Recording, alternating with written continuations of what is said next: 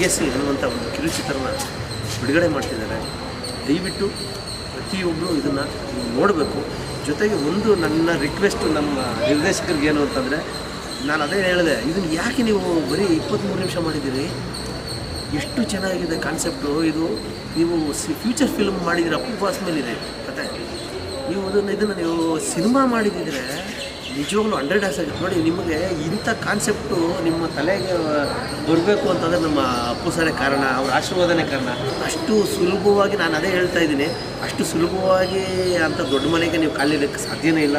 ಆದರೆ ಅದು ಇಟ್ಟಿದ್ರೆ ನೀವು, ಅದು ಭಗವಂತ ಮತ್ತು ಅಪ್ಪು ಅವ್ರ ಆಶೀರ್ವಾದ, ಅಪ್ಪಾಜಿಯವ್ರ ಆಶೀರ್ವಾದ ನಿಮಗೆ. ಇನ್ನೂ ದೊಡ್ಡ ವಿಚಾರ ಏನಂದರೆ, ನಮ್ಮ ಅಶ್ವಿನಿ ಮೇಡಮ್ ಮಾತಾಡ್ತಾರೆ. ಹೌದು ಹೌದು, ಅವರೇ ಎಲ್ಲ ರಿಲೀಸ್ ಮಾಡಿ ಎಲ್ಲ ಮಾಡಿದ್ದಾರೆ. ನಿಜವಾಗ್ಲೂ ತುಂಬ ಅದ್ಭುತವಾಗಿದೆ ನಿಮ್ಮ ಕಾನ್ಸೆಪ್ಟು.